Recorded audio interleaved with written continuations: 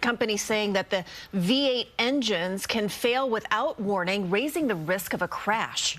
Recently, General Motors recalled roughly 600,000 of its full-size trucks and SUVs because the V8 under the hood can throw a connecting rod straight through the side of the engine block.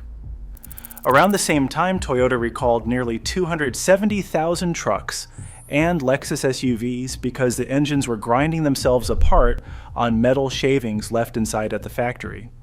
And Nissan recalled more than 760,000 vehicles because the bearings deep inside the engine seize up without warning. And if you think this is a story about old, worn-out, high-mileage cars or about owners who skipped an oil change, you are not even close. Every engine on this list shares one thing. Not one of them died because of how it was driven. They were broken before they ever left the assembly line. So which 7 engines are still failing in 2026?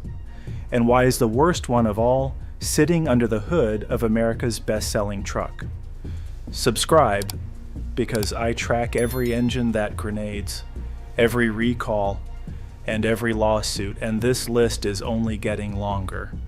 Before this video's over, you are going to want to walk out to your own driveway, pull the dipstick on your engine, and take a hard look at what is on the end of it. I will tell you exactly what to look for at the end. Here are the rules for this list. 7 engines ranked by one thing only: what it costs you when it lets go. We start at the bottom with the engine that nickel and dimes you to death. We end at the top with the one that hands you a tow truck and a 5-figure bill. Every number you're about to hear comes from a federal recall, a court filing, or a repair invoice. None of it is invented because this audience checks. And look, I am not saying every car with a turbo is junk. Plenty of these engines run fine for years, but the receipts on these 7 are the receipts. Let us start the countdown. Number 7, the Honda 1.5-liter turbo. The little 4-cylinder Honda dropped into almost everything that mattered. It is the optional engine in the 2016 through 2022 Civic. It is the only engine you could get in the 2017 through 2022 CR-V. And it became the base engine in the 2018 through 2022 Accord. Honda sold this engine on 3 promises: power, efficiency, and reliability. 2 out of 3 is not a great score. Here's what goes wrong, in plain terms. This is a direct injection engine, and on short trips in cold weather, raw gasoline washes past the piston rings and drips down into the oil pan. The gasoline thins the oil, and thin oil does not protect metal, so the bearings and the rings start wearing faster than they should. That is the first problem. The second problem is worse. On a growing number of these engines, the head gasket, the seal between the top of the engine and the block, fails. When it goes, coolant leaks into the cylinders and mixes with the oil, and the engine misfires, overheats, and in the worst cases, dies completely. This is not a rumor on a forum. There is an active class action in the United States covering the CR-V, the Civic, and the Accord, alleging Honda knew about the oil-dilution defect and hid it. There are now class actions in Canada too, in Quebec and British Columbia, specifically over head gasket failures in those same models. One owner's Civic failed at 111,000 kilometers. She asked Honda for help, and Honda said no, so she paid. The bill to replace that head gasket was over $5,400. In the United States, that same job runs around $3,000 at a dealer, and that is before they find whatever else the thin oil chewed up. This is not a good engine that got unlucky. This is a design that quietly asks you to keep paying for a flaw Honda built in and never recalled. But at least the Honda gives you warning signs. The next engine just quietly drinks itself dry. Number 6. The Volkswagen and Audi 2.0-liter turbo, the engine they call the EA88. This thing is everywhere. It is in the Jetta, the Tiguan, the Atlas, the Passat, and the Arteon. It is in the Audi A3, A4, A5, Q3, and Q5. One engine, a dozen badges, sold by the millions. And to be fair, when this one runs right, it runs a long time. Well past 200,000 miles. This is not the engine that explodes. This is the engine that bleeds. It has two slow leaks. The first is oil. There is an active class action alleging the piston rings on this engine are defective and let it burn through oil between services, so owners are constantly topping it off, and if they miss it, the engine starves. The second leak is coolant. For years, Volkswagen built this engine with a plastic water pump, and plastic that lives next to a hot engine gets brittle and cracks. When it cracks, coolant drips out, the engine runs hot, and now you have overheating damage. There is a long-running settlement covering water pump failures on these engines from the 2014 through 2021 model years, and a fresh class action filed in 2024 arguing the redesigned pump is made of the same cracking plastic.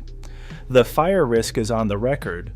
Audi recalled roughly 343,000 vehicles in the United States because the electric coolant pump on this exact engine could short out or clog and catch fire. Volkswagen separately recalled a batch of Atlas SUVs over contaminated engine bearings that could leak oil and start a fire. On its own, a water pump failure is not a catastrophe. Call it $600 to $1,200 at a shop. But the oil burning never really gets fixed because there is no updated part that solves it, and one ignored coolant leak that cooks the engine turns a $1,200 job into a new motor. This is not the engine that kills you in one shot. This is the engine that taxes you for as long as you own it. Now we leave the slow bleeds behind. From here down, every engine on this list can leave you stranded on the side of the road. And this one has been doing it for over a decade. Number 5. The Hyundai and Kia 2.4 and 2.0 Theta II. One of the longest running disasters in modern car history.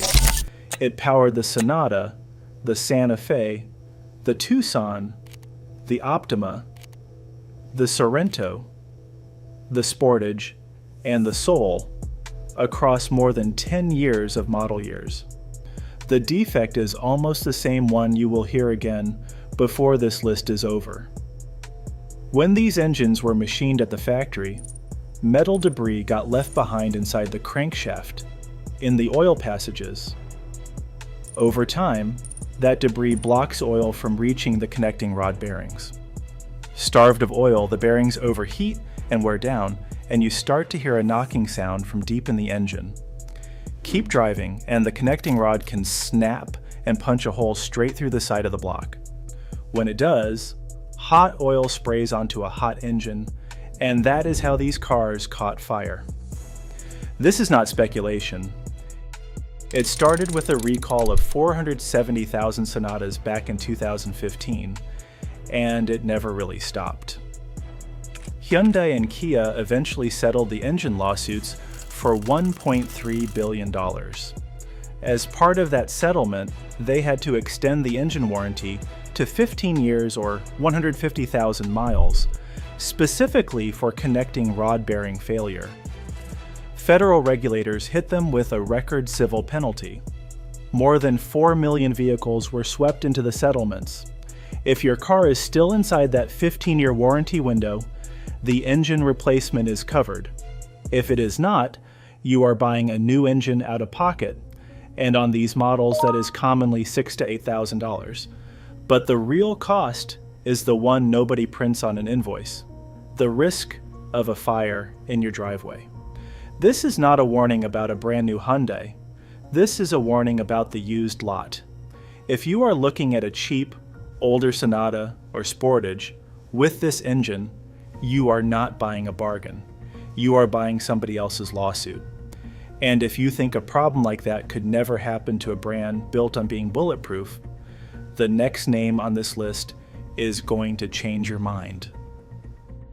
Number 4. The Toyota 3.4-liter twin-turbo V6 engine code V35A. And this one stings because of what it replaced.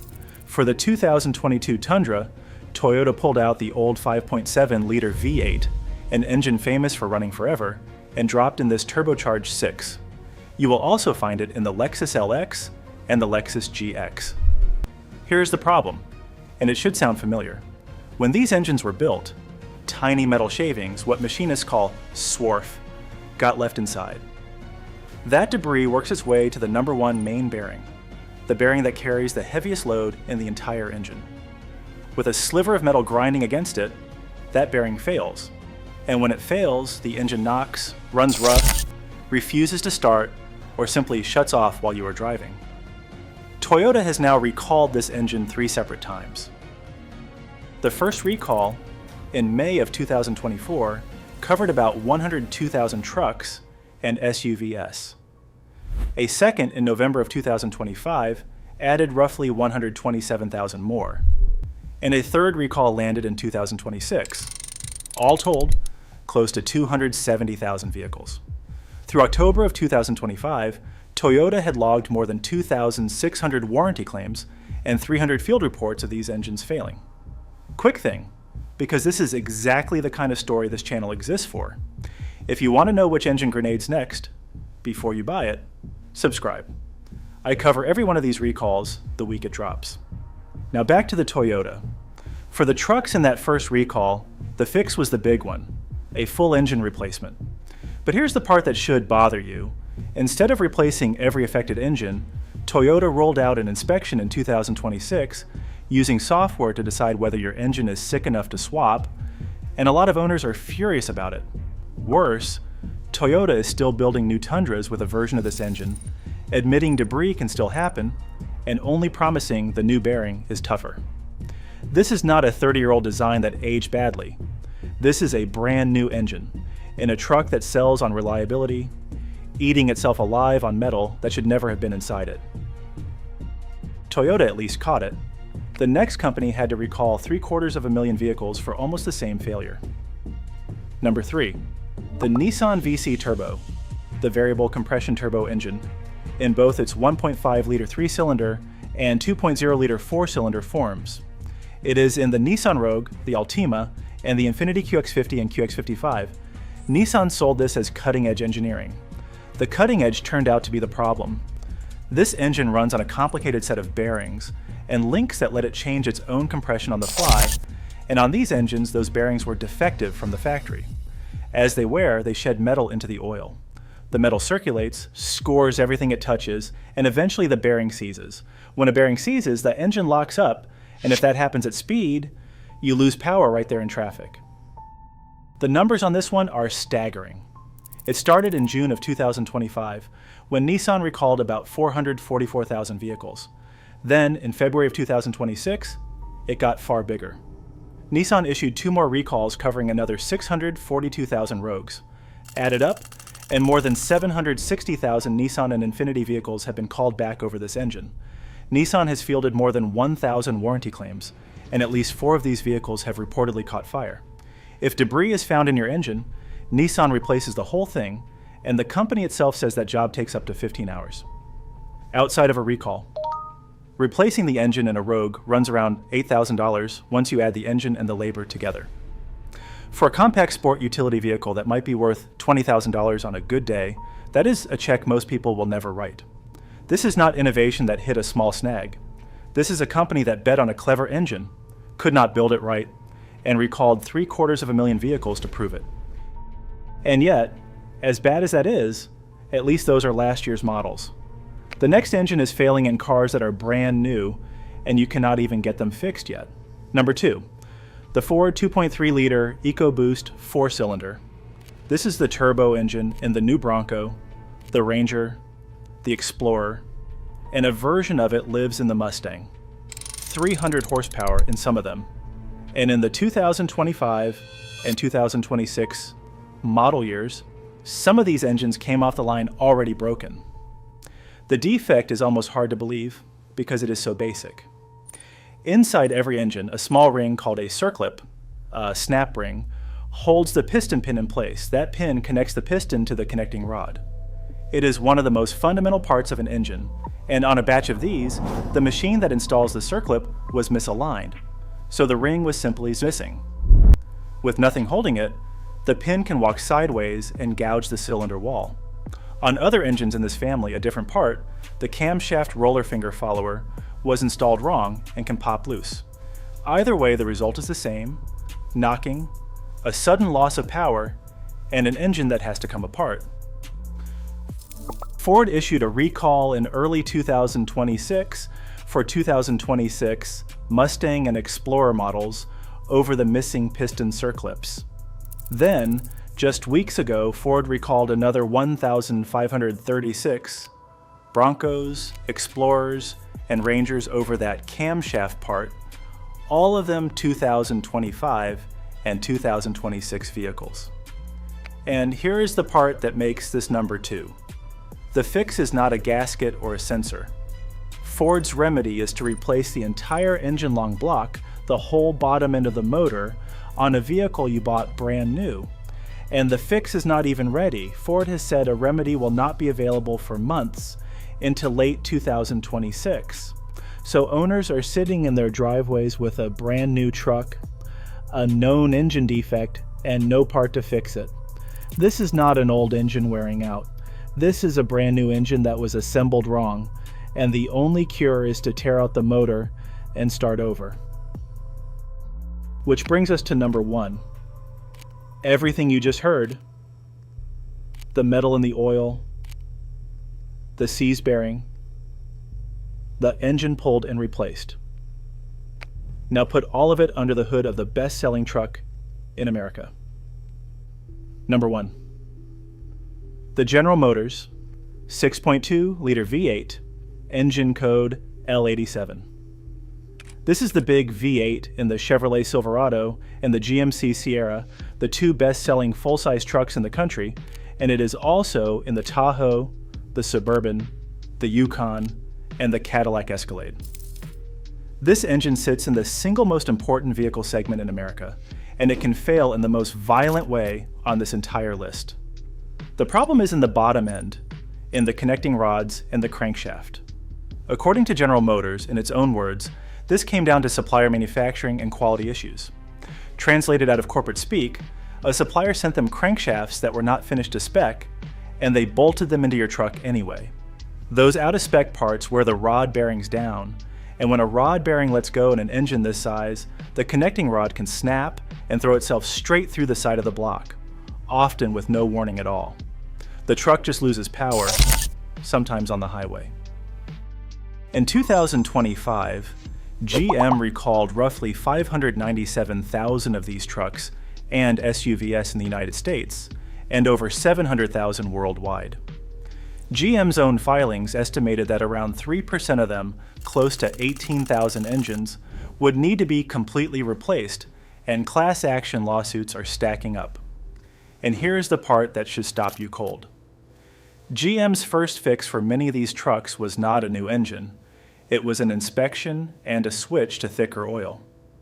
Then the failures kept coming. By early 2026, federal safety regulators opened a brand new investigation into whether that fix even works, after dozens of owners reported their engines failed again after the dealer serviced them. Regulators are now also looking at 2019 and 2020 trucks that were never part of the recall at all. On a recalled truck, the replacement is covered and the job runs 18 hours or more. But out of warranty, dropping a new 6.2-liter V8 into one of these trucks can run $12,000 to $15,000 once the engine and the labor are paid for. This is not a fluke in some niche model. This is the engine in America's best-selling truck. It can throw a rod through the block without warning, and the people who already got it fixed are the ones the government is now worried about. So go back to that dipstick. Whatever you drive, pull it, wipe it, and pull it again. If the oil smells like gasoline, or if it glitters with the tiniest specks of metal, when you tilt it in the light, that is not normal. And on the engines we just covered, that is the first sign of exactly what put them on this list. because that is the thread running through all 7. Not one of these engines failed because of how it was driven. Every single one was broken at the factory on the assembly line before the first owner ever turned the key. That is not a maintenance problem.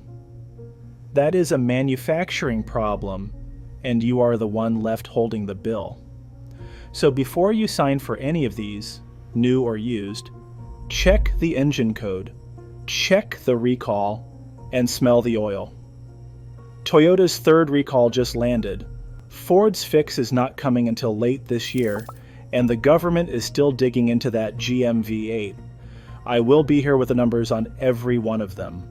Subscribe, because this list is not finished, and neither are they.